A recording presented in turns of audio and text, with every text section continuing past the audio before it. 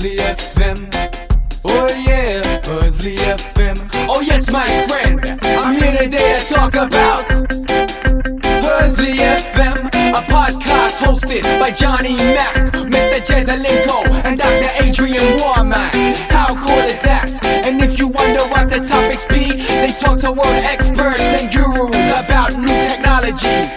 Yes, it's so exciting. Oh yeah, you know. Hello everybody, my name is Adrian Warman and I'm delighted to welcome you to Season 1, Episode 6 of HursleyFM.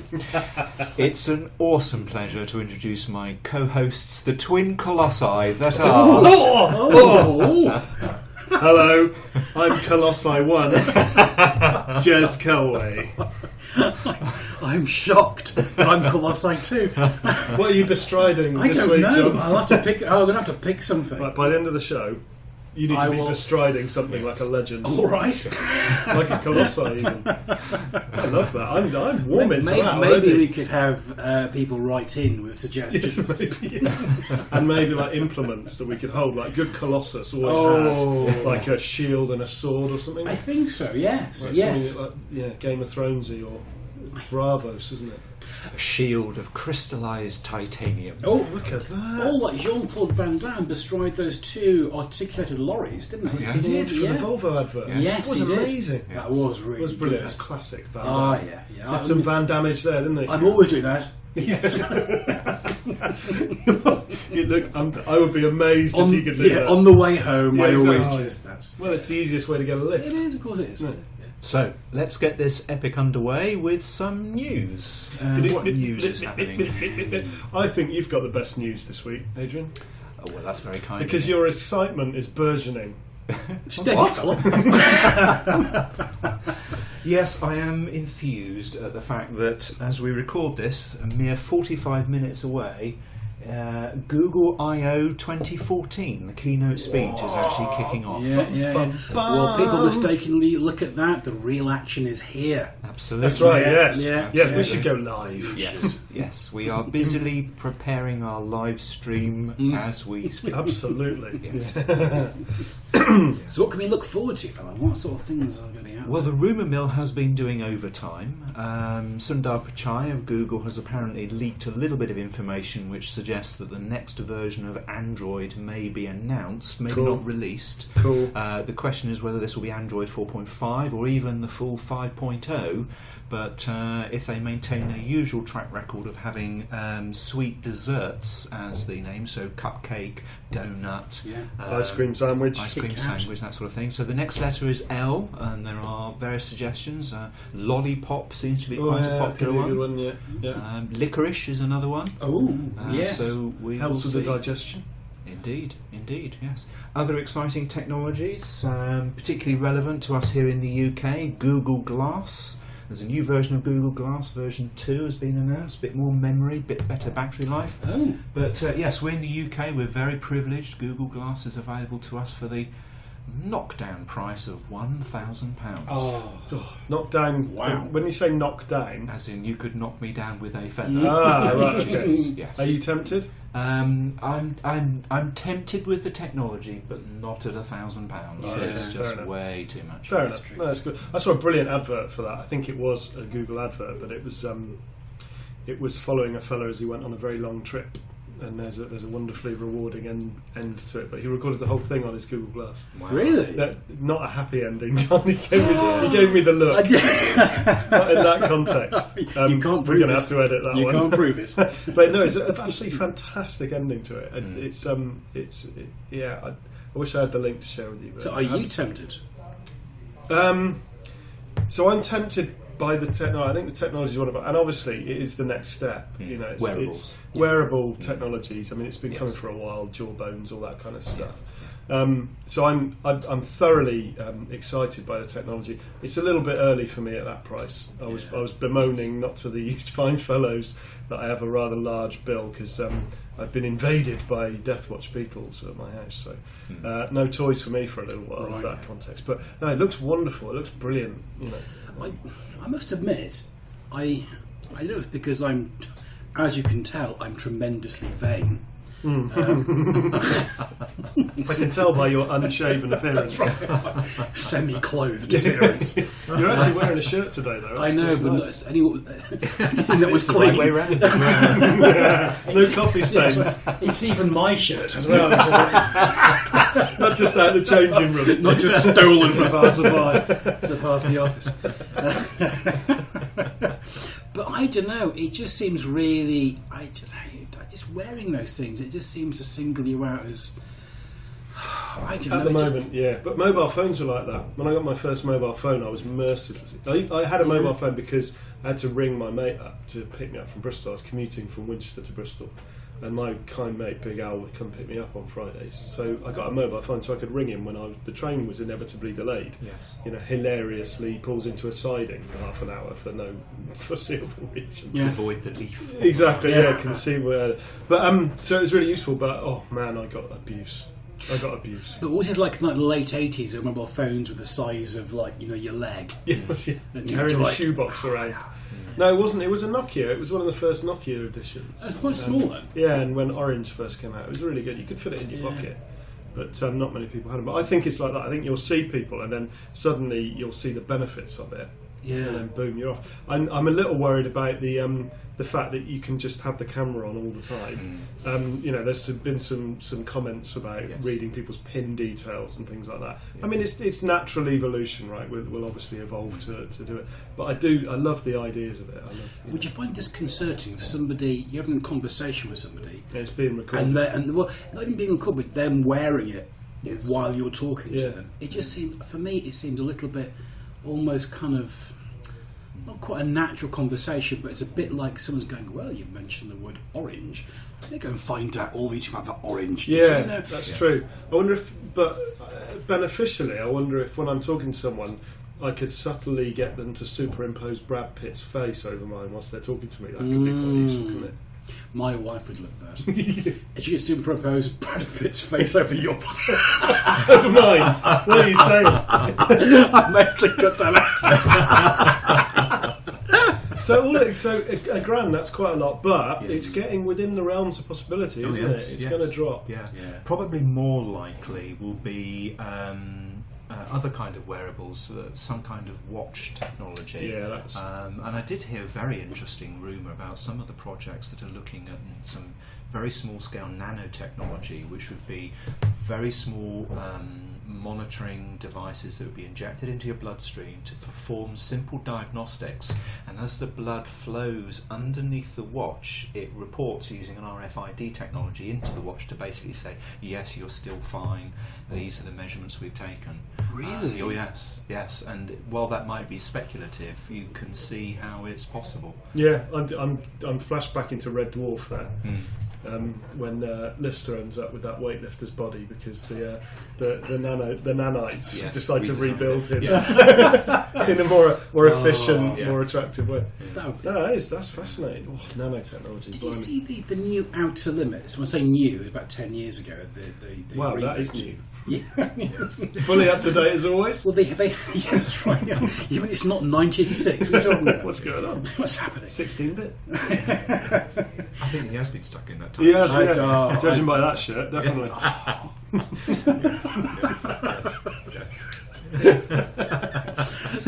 But there was an episode around the use of nanobots, and it was to make you more efficient as a human being, and did things like healing you and that kind of stuff. This guy got burnt, and then he's like all healed. Oh, this is brilliant, fantastic. And I thought, why don't you see me getting burnt quite a lot? Why don't I make you some kind of ridiculous crocodile hide? No, absolutely. So he became some kind of hideous monster. Yes. And then because Were they trying to electrocute him to kill him, and he couldn't be killed? That is exactly right. Yes. That's right. Yes. And as well, the bots thought, do you know what he needs? About 8 eyes. Ooh. So all around him, he had like these eyes under his head. He's like, and he became like this thing. It was just That does sound very good. That's what Twilight Zone one about. Yeah. Oh, brilliant. Great So, show. but I mean, that's the obvious thing, isn't it? I mean, I know there's a lot of stem cell research and stuff, but you know, we can rebuild him nanite technology, Iron Man 3 stuff. Oh, it's all good. So that's a nice long discussion there. Jez. Yeah, I've got a bit of news. It's with joyous abandon that I celebrate. It's absolutely fantastic. I like to be a small-scale eco-warrior. I'm very careful about what cars I buy, all that kind of stuff. You know, I'd cycle to work, all these kind of bits and bobs. I do my little bit, right? I was hugely impressed to discover at thinkprogress.org that Germany set a new record generating 74% of power needs from renewable energy. That meant that in Germany, people's electricity bills actually dipped into the negative very briefly. Really? Yeah, because it's using renewable energy generation using where's it got here? It's renewable energy sources, which is wind. I had the list here and I've lost it. We're going to have to edit that. Sorry. That's what he thinks will happen. Christmas special. Exactly. Here we come. We'll just play some music in the background. Yes, it's using wind power, solar power, and various other means. But they actually got to 74% of their energy needs supplied by renewable energy. Really? Yeah, that's where they're the kind of numbers we need to be getting to. Latest reports are saying we've got 5 years left where we can actually do something about. And was that for a particular town in Germany? Or? It was across the country, actually. Wow. Really? Renewable generators produced 40.2 billion kilowatt hours of amazing. Electricity, Bloomberg reported. The article's talking about across the country. So I saw an infographic on Twitter, so it must be true. Mm-hmm. And they showed how much space it would take for solar panels to produce the power needs for the entire world. Yes. And they had like the African continent in the middle of Sahara, this very small square. mm-hmm. And that small square in desert that's simply not used Yes. by anybody. Dead space. Could be reused. Dead space, reused Absolutely. to power everything. You don't need. It's amazing. You don't actually need much. I mean, it's in part. It will be very easy to be depressed by such understanding, because whenever I dig onto the global energy crises, it does seem like pretty much the world economy is run by oil, right, and the production and distribution therein, and petroleums and stuff. But actually, there are many sustainable alternatives to electricity supply. And there's other questions about, electric cars and nickel and all that sort of stuff, that's important. But ultimately, we absolutely have the technology. We can have geothermal wind turbines. We've got all sorts of stuff that can. And I suppose when you're talking about renewables on that sort of scale, it wouldn't matter how efficient it was, really. I mean, you could be going at 0.1% efficiency. Precisely. Doesn't matter. It's oh my goodness. It's frustrating that we're not doing enough about it. We absolutely have the technology to do it, and the only thing that stops us is money. Yeah, and I'm kind of this is the thing. I think this is the crux, isn't it? Yeah. It's very hard to make money out of free energy. Well, exactly. Yeah, because it's Yes. free, isn't it? Yeah. More importantly, it's the power associated with it. Indeed. Power as in political power. I do, absolutely, and I find that's the most frustrating thing for me, because money is a made-up thing, but it's hindering human progress hugely. Well, maybe it's one of those areas where rather than top-down it being progressed, it's bottom-up, so individuals doing So things that's like mostly what homes. people are doing. I mean, but it takes a country like Germany to just go, no, we're doing that, boom, Yeah. and off they go, and it's just magnificent. That's approach. amazing, isn't it? Just like, no, we're doing that. Yeah. Scandinavians are saying, no, we're doing that, and off they go. Brilliant. I mean, obviously, I think Norway might be frustrated if the oil business ceased immediately. Yes. But I'm sure they'd find an alternative. Yeah. Fascinating. So there you go. That's my bit of news. So, John, some news for us? Yeah, so, I guess it is news. So I saw on, I think it was Engadget, there was news about an Android TV caster in Japan. That was being... I don't know why I'm laughing about it. It's just a natural reaction. I'm just laughing because you've got good evening and welcome to the news. It immediately conjures images. But I'm looking at it now, and it's so lifelike. Really? So lifelike, yeah. And so they've likened it to an automated process where you get the news feed automatically and tweets, that kind of thing. But that human interaction, they've always perceived to be human-to-human interaction. Yeah. This actually does the job really, really well. And it's not significant in itself, but I was thinking about that and the nature of intelligence, because they've got this little puppy in the Museum of Humanity. All right, interesting. Yeah, okay. And so linked to that is very closely is with intelligence. And we're back thinking about the Turing test. Oh, yes. That came around. Well, had a resurgence very recently. And I don't know what you think, but wasn't that just a lot of old nonsense? It does seem to, the Turing test Yes. does seem to be a little bit. Yes, Yeah. because the winner, and I'm doing air quotes at that point, was not so much an AI, but more of a chatbot that was supposed to be equivalent to, was it a 13-year-old Ukrainian lad? Something like that. How did they work out as a Ukrainian? Well, the It's reason... very specific, isn't it? Yeah. The reason was to imply that the English language usage you were getting back from the chatbot wasn't as good. Oh, Okay. I see. It's nothing to do with Chernobyl or No. anything like that, I think it might. Wow. Radiation mutation and stuff. I think it might perhaps have been a Russian team that put it together. All right. Okay, all right, fair enough. So it's there is a logic to it, but it did seem as if they were slightly trying to bias the assessment process, be a bit more tolerant because he's not supposed to speak proper English. Well, a proper AI would be very polite and perfect English as they take over the world. So. Yeah. Yes, exactly, yeah. And bend you to their will. Yeah, exactly. Yeah.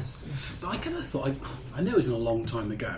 I know the original test was that kind of that curtain with like a letterbox, and you posted in a kind of a question, and an answer came back, and you went, this sounds like it could be a human being, and then voila, whatever was behind was then intelligent or not intelligent. Yeah. But it's hard to believe that would depend on the person asking the question as to whether or not that thing was deemed to be intelligent or not. Absolutely, yeah. Because the next person can come along and go, well, actually, it's not. Is it self-aware and is it capable of abstract conceptualisation? Yeah. It is 1 minute, and the next minute isn't. Yeah, exactly. And it is again. No, it's not. Yeah. It's a bit, I mean, with any test, right, you can always create some kind of quote-unquote intelligence that's geared to pass that test. Yeah, so, true. It has to be constantly updated, and it is a perception, isn't it? You're getting deep there. I know. I'll edit that as well, don't worry. I'll go. Yeah. What's in that coffee? The usual. I know. John's got a detox thing this week, and he's got a rather really sort of interesting substance that he's drinking. Let's be clear. It looks like mould. Can I tell you about my detox? I please share. I'm in the evangelical phase of detoxing now, which is the last phase. Lord, I looked up outside and I said, "Give me a detox." I said, "Brother." I believe that as a last phase before I give it up. Yes, okay. There is one phase in this. Evangelical, that's it. No. So I have been. So I've been putting my daughters to bed in the evening, and I found that I would fall asleep while reading the bedtime story. I may be going, "Daddy, isn't this a bit ridiculous, Father? Shouldn't I be asleep rather than you?" And so I thought, well, maybe I need to look at the things I have over my diet, and it's hard to maintain a very healthy diet with a busy life sometimes. So it is, yeah. I it's agree. not easy. So I had a look around, and I thought, well, what are the things that I'm missing and that I didn't really like?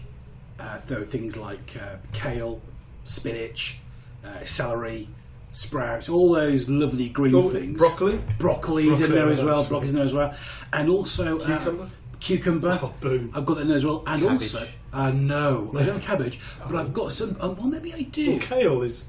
Kale's Kale's near yeah, cabbage, family. isn't it? It's that similar family. Okay. Whatever they are. Right, okay. Bring it onto a blender and then put the power onto 1,200 watts, and then it makes a smoothie. Tastes vile. As only those uncooked things together in a big glass can. That's good. But I'll tell you what, though, after Doing the 5 job. days of doing it, I actually feel 200% better. If you add Tabasco to it, that might. That would just finish me off entirely. No, it's good. Tabasco's Is it good, really? yeah. It's also very healthy to have some Something spicy. chilies through. Yeah, Jamie Oliver was talking about that. Is this some kind of joke? No, I love really? Tabasco. Man, I have Tabasco with everything. Boom. I wonder if that's the recipe for creating the Hulk. Oh God, yeah. John, Yeah. stop it now. Yeah. Well, I'll put the ingredients in the show notes with the optional Tabasco. There you go, I might try listener. Tabasco. You can have your own very, very disgusting Your own smoothie. recipe for making something. Tabasco for breakfast, though. Oh yeah, Bloody Mary. You reckon so? Yeah, it's a good Bloody Mary. I suppose. Really? Yeah, really good hangover cure. Wow. But I mean, that's mostly because of the vodka in it. But I'll give it a... the Tabasco's tasty, man. When I leave, will you be going... I wonder if you'll actually do that. I won't be, no, because whenever I travel on a long distance plane journey, Yeah. I always have tomato juice with shots of Tabasco in it. I do like that, actually. It's really, really nice. Yeah, Yeah, that is nice. I don't know That why is nice. particularly on planes, but it's just a lovely thing to have. Well, you heard it here first. You Yeah, did, I'll give So, it a go. in terms of making things, I saw Adrian dropped in a beautiful segue there, as usual, keeping us on it. We've got a special guest this week. haven't We have. We've got a We special have. guest. Somebody rather special from close to home here in Hursley. Absolutely, yeah. I think we better wheel him in. Wheel him in. Let's wheel it in. So it's with great pleasure that we have with us today a legend from the IIB team in Hursley, Anton Piatek. Welcome to the show. Tell us a bit about yourself. Well, I've been in IIB and previously broker for about 9 years. The last 6 months or a bit longer have been spent on the industry packs team, doing a lot of web UI work, but I've spent time writing Java, C++, and an awful amount of Perl. Excellent. So an all-round techie type character. Yeah, I tend to start in a certain role and then find that I get a little bit wandering and end up poking a bit more than I was supposed to. In a good way. We're leaving that one.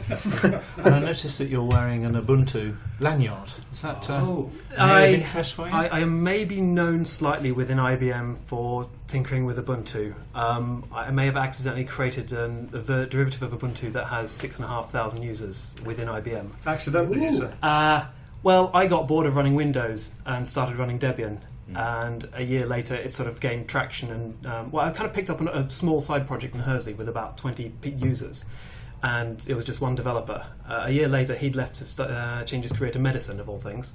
Got bored with IT. And I picked it up, and the users sort of doubled and tripled, and then kind of merged with some other attempts in IBM to do Ubuntu. And suddenly we were talking about 1,000, 5,000 users, almost sort of in a couple of weeks as it grew. Nice. So, yeah, we update with every release of Ubuntu going around, and we've got some levels corporately approved. Yeah, it's a great community. I run the OCDC on my laptop as well, and it's absolutely fabulous. Really, really great. So, thank you. You're welcome. It's always amazing to see how many people do run the Ubuntu client I've written, because it started out as just me being annoyed with the fact that I had to go and grab the Linux builds of Notes and then mess around with horrendous installers that didn't work properly and hacks for Debian because they were aimed for Red Hat and stuff. And so I just chucked it into a package and put it online and said, look, just add this line and you can have the few things I've spent the time fixing. And that sort of grew to more and more things. And other people said, hey, I've got these other things. Can I put them in? So I said, yeah, sure, put them in. Before you know it, we've got 200-300 packages in there, and it does a whole pile of stuff. Do you think that style of working has led to the way in which you approach other things as well? I mean, we'll talk a bit more about Make and so on, but has that, here it is, join in, has that influenced the way in which you like to work? Probably. I tend to find that in my professional work, if I find something that I want to change or fix or question, I tend to sort of play with it, fiddle with it, ask other people who seem to know, why is it like this? Can it be like this? Would it be better that way? Quite frankly, the answer is it's like that because that's the way I found it from the last guy 5 years ago. And if you can make it better, just do it. And so I find myself writing Perl scripts that do other things that I've never seen before to fix them up and make them do more, or grabbing packages for something else and chucking them in a shared open client because I can. And other people say, hey, I've got this other thing, that'd be really cool. And sort of, well, great. Show me what you've got. I'll help you package it, get it a bit polished, and let's give it to more users. Isn't that a little bit about the same way that Linus Torvalds also got started? He would have his deputies who would bring packages in, and yeah, I think it's the way the whole open source community is kind of built to work. It's no one-man army that does everything. You tend to have someone who's a bit of a figurehead, and I don't know, maybe that is a bit me. Mostly just host a meeting every 2 weeks and see what people want to fix. Other people have come along and written kernel patches for the antivirus that I wouldn't have a clue how to do. They've come along and rewritten a whole pile of other tools, packaged up new versions of Notes. I haven't had time to touch Notes in years. I did the versions in 2008 8 or something, but since then someone else has repackaged notes for every update. So yeah, it works well on its own now. Cool. So, new question then. If you're talking to people who are using Windows, what's the encouragement to move to, say, Linux? Why would you encourage it?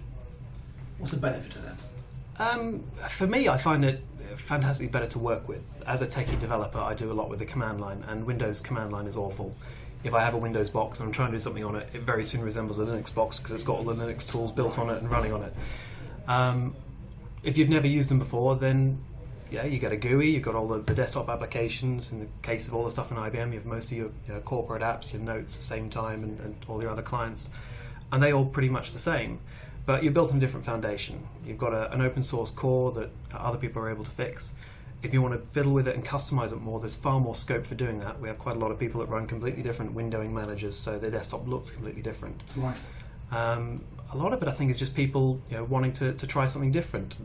Awesome. Yeah, I agree. Yeah. So, useful little bonus there. I didn't realise that you were part of that. Yeah, nice one. I kind of forget that I do that. It really is about an hour meeting every 2 weeks that I host. Nice. And then the occasional 20-30 minutes now and then of tinkering at something and trying to fix up a package. And yeah, there's a huge community of people that volunteer and do a lot of the real work these days. Nice. Good. Well, the reason that I was inspired to talk to you, and I thought it might be worth sharing, is some of the stuff that you do outside of what you construe as your day job. And I understand briefly from talking to you in the past that you are part of and quite a figurehead for a community in Southampton. Is that right? Yeah. So how would you describe that? Because I don't want to get it wrong from the offset. I'd rather you would. So there's two words that pretty much summarise the place, and one's a makerspace, and the other's a hackspace. Hackspace has connotations because of the word hack, but if you look it up on Wikipedia, it gives a description for a hackspace or a makerspace. It is basically a community group that comes together to build, tinker, recreate, repurpose, reuse, design, almost anything. So generally messing around with stuff in a good way. Yeah, and some of that messing around is just, this would be cool to do. And other times it's, my iPad's got a cracked screen. I bought the screen from eBay, but yeah, I'd like some technical help repairing it, or stuff like that. We started out a couple of years ago, just meeting in a cafe in the evenings, and we got people coming along, and a lot of electronics enthusiasts and bringing stuff to play with. We poached some people from the cafe who were doing knitting, and thought our group sounded a bit more interesting. And What, they were doing knitting? yeah, there's a with electrical wire. no, they were actually doing knitting. Cool. It was in the Art House Cafe. I can't remember what the group was called. It's called Stitch and Bitch or something. I always loved the name of it. I want to join that group. That sounds brilliant. Yeah, I was sort of. When are you going to start the bitching? You went the right way there. So we met for quite a while, once a week in the evenings, and just sort of meeting up. Did the occasional sort of educational events, and got an office to borrow down in Southampton and do something a bit more formal, where we sort of tried to do a bit of a talk on programming or something like that. But the group always struggled a bit with getting much in the way of the numbers. It would be some nights 3, some nights 8, maybe past 10 on a busy night. Right. And then we sort of came across a group of cycle repair guys. Trying to name them off the top of my head. Ride. And they turn out in Southampton, I think it was Thursday mornings, and they've got a deal with the council where they'll fix your bike for free. You just turn up and they'll do a safety check and a bit of a repair. Wow. But they got... Shout out to them. They were... When did they meet? As I say, I think Thursday mornings in Southampton, they're out somewhere down by one of the buildings. But if you have a quick look online, you'll find when they're still around. They had a warehouse that they had quite a lot of spare space in, and they got quite a good deal on the rent for it. And someone had passed on our details, and he said, "That sounds awesome. I hear you guys could do with some space. Do you want a little corner of my warehouse?" So for the best part of a year, we had 500 square feet of a corner of warehouse. The guy was really trusting because he gave us keys to the same warehouse he was in, and he had a really good selection of tools and bikes he was fixing, and spare parts, all new. And we'd have sort of once a week opening hours, maybe up to twice a week, where people could come in and see our space. And having that space essentially free allowed us to go that little bit further from just meeting up in the evenings and talking about things to actually, you can donate us tools, and we've got benches, and you can leave some stuff here, and we're starting to get a bit of infrastructure. Yeah. Eventually that obviously had to come to an end, and we did a crowdfunding campaign in order to try and get enough money down to get deposit and a couple of months rent up on our own warehouse. And we're now down in the Liners Industrial Estate in Fremantle, which is trying to describe which end of Southampton it is. It's just off Shirley Road. Yeah, So, I'd describe that as the top end of Southampton. Oh, I never know how to describe Southampton, but I know what you mean, I was born in Australia, so it's all a bit far from me.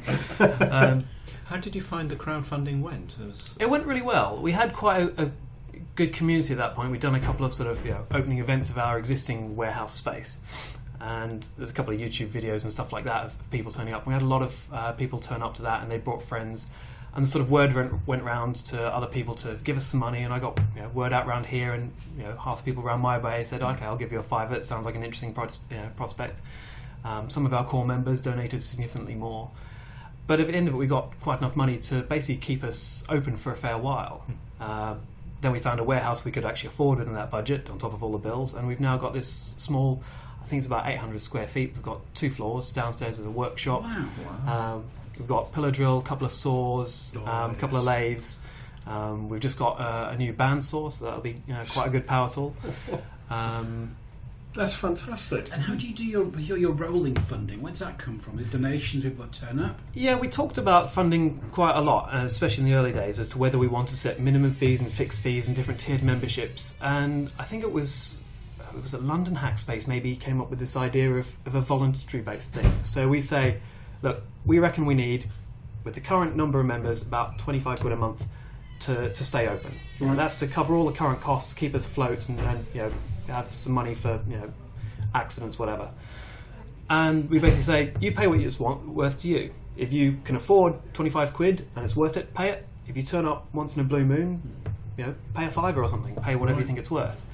And then we try and turn it around and say, if you're only paying a £5 and you turn up every night, you're cheating £20. Yeah. We're gonna close if you don't pay what it's worth. And the answer is simple, that we're currently sat there losing a small amount each month. We're at that tipping point between number of members and average donations. Yeah. If you bring a couple of mates who also bring the money, then you don't need to give more. But if people stop coming, then we need everyone to give a bit more. We've got enough of a fund that we're sitting on that we won't close at the current rate for a year or two, so we're looking good. But we'd really like to be able to grow. So we're still on that drive to not push up what people are paying, but increase the number of members. Yeah, self-sustaining kind of model. Would you consider one of these new models like the patronage model, where people agree that they will pay the equivalent of, 5p a day or something like that? So it aggregates up to £1.50 a month or something like that on a rolling basis? Yeah, most of our members are contributing significantly more. But if you had enough people doing patronage, then it would aggregate together to produce. We've been trying to put in notions of various levels of membership, such as a friend of the Makerspace, such that someone can be a friend and therefore give money. And we're trying to make it quite easy. We've got direct debit and standing order details set out once you register on our website. And that allows people to pay what they want. And if you're not turning up often, then a small rolling payment is great. We offer a basis. If you only turn up once in a real blue moon, you can just pop along and leave some money in the box. That's a really nice idea, because I know when I've been to various events and clubs, the one thing that put me off is the fact that you pay a large amount every month, and you might only go once or twice. It's just not fitness gym membership. Right, I've got to get down to it. What are some of the coolest things that have come out of the sort of makerspace, man? Well, it depends which members you look at. A lot of stuff is member driven, but we recently won a fairly good 3D printer from Lolsbot. They gave us a $2,000 odd Taz 3D printer, so that's quite awesome. That's available for members to use, and that's fantastic. You made me a batarang. I did make you a batarang. We did a demo the other week. Oh yeah, John's face. You can't see it on the mic, but where's my batarang? Oh no, it's just for Batman. Tuesday and Thursday evenings we're open. Drop down. The full body armour's all right. The full body armour will be the car. The car is your next project. People have talked about. I'm in. People have talked about building a car at the space, and we're currently building a Dalek. There's a group project on building a Dalek, so there's 80 kilos of wood forming into the shape of a Dalek at the moment, based on an old electric wheelchair. It's currently remote controlled, the voice modulator is being installed, and the woodwork's halfway done. It just needs a bit of filling, smoothing, polishing and spray painting, and we will live in it forever. we will have a remote controlled Dalek. I have to ask the nerd question: is it a first generation Dalek, current version? I'm not building it, I'm not involved with it, but it's a recent generation Dalek. Okay, cool. I don't know the full details. You'll have to pop down and check, but it's from one of the recent series. One of the recent ones. Okay, so it can levitate and go on. Yeah, exactly. I'd Yeah. imagine We are in so. trouble. Yeah. Doesn't need ramp access. Well, it might need some camera tricks. Okay. Awesome. So you've got Daleks, Batarangs. What other stuff have you? Yeah, we've been building 3D printers. We've had a 3D printer for a little while. One of the guys built a personal one, and that was an older model RepRap printer. We've recently built a very cool what's called a Delta printer, which has a rather different axis construction. Right. And it's a really tall sort of triple framed thing. It looks fantastic. You've got to come see it printing. It moves around really quick, so that's quite awesome. There's a lot of electronic stuff there. We've got a couple of oscilloscopes, so many soldering irons you wouldn't believe. So we've got a couple of guys there. One of the guys who's down regularly is a professional microchip manufacturer. Oh, wow. So he designs embedded microchip devices. Cool. So he looked at what we wanted for the Dalek for a voice modulator, and literally within 30 seconds he'd drawn a circuit diagram on the whiteboard, and then 2 minutes later he'd built the PCB printout and said, look, just send this off to this company to get printed and have the whole thing ready. Brilliant. So we've got some interesting resources around in terms of skills. I suddenly have visions of the next all hands being given with a voice modulator. That'll be good. In the style of a Dalek? I think so. Maybe morale choices? I don't know. Good or bad? I don't know. Good social Voice experiment. in the style of a Dalek, or a Dalek just rolling out in front of the audience? Either or, but we're going to conferencing a Dalek into this. Yes. That'd be good. So do you have a big age range coming to this? We have a bit of variance. We have generally a lot of people around the age of sort of 18-year-olds and students up to mid-30s and so. We have a couple of pensioners that come along occasionally. Yeah. We have one guy who's been trying to start up a Friday morning session occasionally. He's a retired chap, and I think we said that we needed 2 people for safety, so you couldn't be operating power tools on your own. Yeah.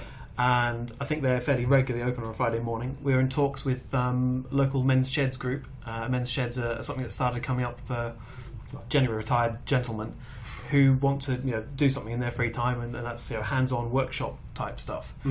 And Portsmouth has quite a big men's shed, but I don't think there is one yet in Southampton. And it turns out that when you look at what a men's shed tries to do with general tools, what they want is a lot of saws and lathes and sanders and drills and stuff. Yeah, makes and sense. that's all the tools sort of half what we're looking at as well. Yeah. We've got 3 lathes, a couple of different types of saws, a sander, a pillar drill, a whole pile of hand drills. So there's an excellent crossover. So we're trying to see if that sort of group in Southampton would want to use our space, because it's open all weekdays, or it's available all weekdays, and no one's in it. We do regular open evenings 3 times a week, Tuesday and Thursday evenings and Saturday afternoons. And that's generally anyone from the public can come along and have a tour around, pop in and use the tools for a donation. All our members have access to the space once they've gone through certain levels of background checks and known within the community.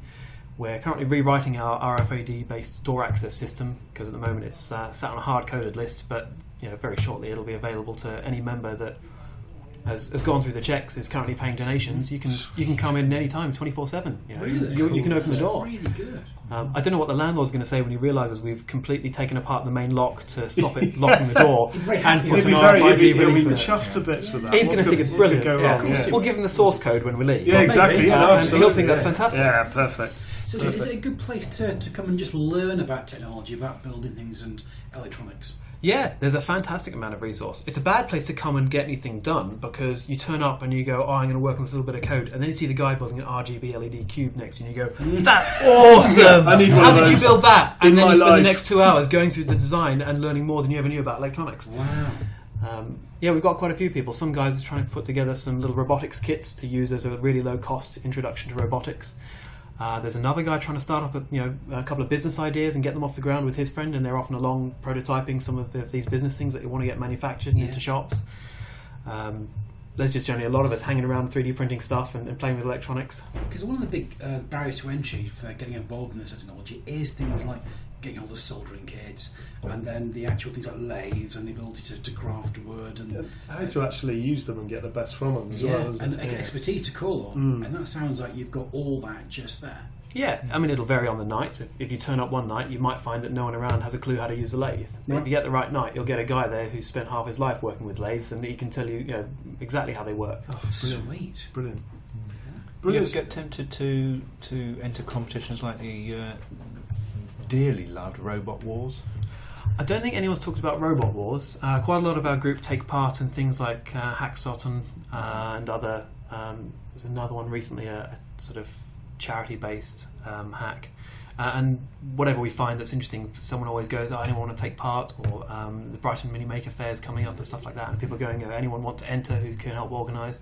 So it's always interesting to go out and take part in those competitions or events. And it's a great community. If you want to get involved with some of those and go out to some of those events, you can go with the people that are going. Quite a lot of our user base has done trips to half the other hacker spaces in the area. Reading and London and Brighton, and I'm trying to think what other hacker spaces are nearby. No, that's amazing. So, it's what you mentioned a website. Do you want to give a shout out to what that website is? It's somakeit.org.uk. One word. Yep. somakeit.org.uk. Yep. Brilliant. Fantastic. Guys at James Governor at Shoreditch had a fantastic event of half term, which was people brought their kids along to play with technology. Yeah, I heard about that. Which was very well received and really popular. Is that something that would be appropriate for your hack space? Would you bring all the kids and do an introduction? Yeah, we did something for Arduino Day where we had invited families down, and we had conductive squishy circuits made from Play-Doh. Oh, so we made conductive Play-Doh and sold sort of £2 bags of Play-Doh with a battery and some lights, and you could build a circuit and join up an LED and make it glow through Play-Doh wires. And did a few other things. We had a workshop involving doing things with Arduinos and making them blink a few lights for kids to play with. But again, it kind of centred around the squishy circuits. Yes. And that was for Arduino Day. We've done it for a few other things as well. I can't think of what events, but we've taken them along to various events and tried to promote it there. Fantastic. So, yeah, when we get the chance and someone's willing to organise an event, we definitely get involved in things like that. It largely comes down to, yes, you've heard about this event. Who wants to organise it? Because everyone's got limited time, and if you want to organise it, you'll get a load of people turning up with you and probably helping you. But if no one steps forward to take leadership of it, then that event probably won't really get happening. Brilliant. So how many days a week are you guys open for? Is it are you open for 2 days a week to come along and try this out? Or So it's on our website as well, but Tuesday and Thursday evenings we're open, Okay. Saturday afternoons we're open, and some Friday mornings. The Friday mornings you might have to check for on the mailing list because they're not as regular, but the Tuesday, Thursday and Saturday, they're pretty much without fail. Absolutely fantastic. Anton, I think in the interest of time we'll probably have to cut it there, but you'll be available for more information should people want to talk to you, I'm sure. Yeah, we've got an IRC channel that we're on. We're on So Make It on Freenode, and you can jump on there, or we've got a mailing list. I mean, check out our website, it's got all the contact details and it's got our address and stuff. Utterly fantastic. Sweet. Thank you so much for coming in. Really appreciate it's it. a real joy, buddy. Thank you. Thank you. That was awesome. Oh, dude. Yeah. I thoroughly enjoyed that. Absolutely Yes. amazing. And the thing about that, there's a guy who's not only making things, but is able to make the colossi that we dream of producing. Absolutely. I'm popping along there tomorrow. No, it's brilliant. I mean, I love that he's clearly a community-spirited chap, but to turn out something like that anybody can get involved in. Yeah. Literally Yes. anybody can go learn, anybody can go and get new experiences. Yeah. Brilliant. So just a shout out for Anton, it's SoMakeit, SoMakeit.org.uk. We'll make that in the community as well, so you can just click it on the community and have a get. We'll stick that link in there. Fantastic. Yeah. Fantastic. Thank you, Anton. I love the way there's a place to go to just try out this stuff and go, well, I make things, I want to see how it works. Yes. And there's a place you can go to without making that huge investment Absolutely. in tools and space and Yes. time. Yes. Mate, it reminds me of my Brilliant. dad's garage. Brilliant. Yeah. You can just go and try it out. Yeah. Absolutely. Yeah. Brilliant. Maybe we should do a little outing there. We should. We should. An outside broadcast. We An could- OB. Oh, amazing. What a really good idea. Why not? That's a wonderful idea, isn't it? Yeah, absolutely. We could do it from there. Yeah, and we could set up a mini stall, Yeah. and whoever is there, we could grab a 30-second interview with them. Oh, That's a really nice idea. I like it. Let's do it. Why not? So anything else for today's show then, chaps? Well, I had a question that I'd like to ask you guys. I need a bit of advice. See,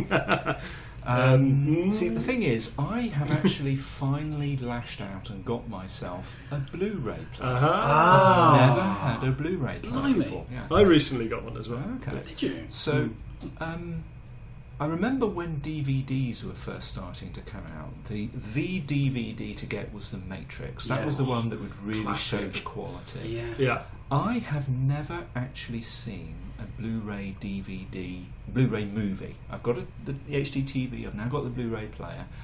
What would you recommend would be a great Blu-ray to watch for my first initiation into the world of Blu-ray? Well, so I have some marginal experience of this because I recently upgraded my home kit just before Christmas. Right. So I got a new TV and I also bought a Blu-ray home cinema system that connects over an ARC connector. It's a Panasonic thing, so that you can have one HDMI cable that both passes information to and from the TV, but everything that's connected to the TV will send its information down to home cinema. So my Xbox is now plugged into the TV, and then it sends its sound through the cinema system. Very clever stuff. The first film that we tested it on, now this might be a bit unusual, we tested 300. Yeah. Because we didn't have a huge choice, but that was the one where we thought, right, slow motion, choppy would actually demonstrate it, and it was great. Yeah. It was great first film. But 300 has a bit of a cartoony, exactly, it's graphic novel film, precisely. So we followed it up with The Dark Knight. I was going to say. Now that's good because there's a lot of black in it. Yes. So what you gain in the Blu-ray and the super high def stuff is those subtleties around the black, the colours of black. So shades, grey. Suddenly things come to life a little bit. You really get that sense of wow, the cinematographer was going for that, and that really works. But what I did, the complete highlight, we had a weekend. Lord of the Rings marathon. Oh, really? Wow. We did a Saturday morning, started at 8:30 with Bacon Butties and the Fellowship of the Ring. We did the extended versions right the way through to midnight. Oh, what a good idea. It was fantastic, and we introduced beers and pizzas, and my mate Dave's wife Jan made this stuff that was just more calories per square inch than anything else I've ever eaten in my life. She sounds great. She is awesome. She's also one of the most creative people I know. She might be a potential interviewee. Oh, that'd be brilliant. She makes cakes, she creates birthday cards, done tons of stuff. Right, that's it, I'll book her in. Yeah. But it was the Lord of the Rings was unbelievable. It looked gorgeous, absolutely gorgeous. So that would be my recommendation. Would be Lord of the Rings. All right, I'm going to go for similar actually. Dark Knight Rises. Oh yeah. Yeah, because I'm hopeful that if you listen to it on Blu-ray, you can figure out what Bane's actually saying.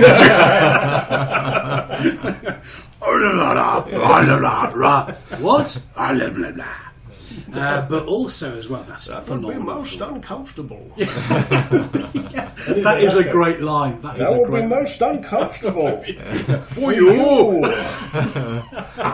Have you ever seen it? No. So do you reckon the Batman trilogy, Christopher Nolan's Batman trilogy? I think so. I think yes. I do. I think so. I agree. I think the first, because the first one's beautiful. It's very brown. Yes. And then the second one's very blue. Yeah. And the third one's very grey, bleaky. I think. Okay. Sort of. And the other one I was going to suggest, for very similar reasons to you, Gravity. Oh. Because of all the black and the different and the scale. I've not seen that yet. That is the cinema. That's amazing. I don't know how it translates to a small screen. No, I actually saw Gravity on the IMAX screen in 3D, and I have seen it on ordinary 2D DVD. Yeah, and obviously it didn't have the same impact. So actually, Gravity is a really good, good frame of reference. Exactly for the comparison. I bet you for the sound as well. The sound's key. I mean, the other thing that you get with the Blu-ray is the quality of sound. Yeah, the definition is fantastic. So.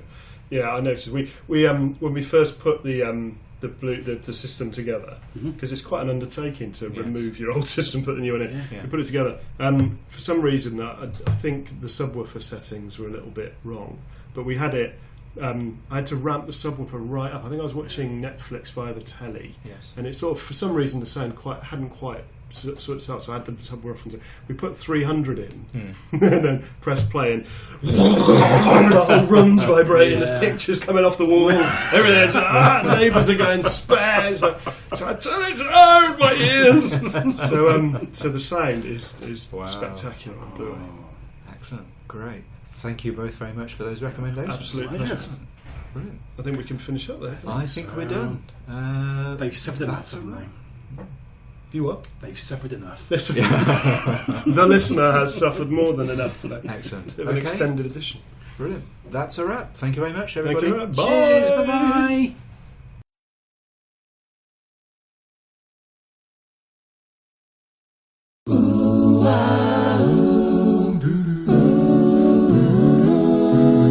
Johnny Mac, Mr. Jezelenko, and Dr. Adrian Warman, best writing technology, like a colossus.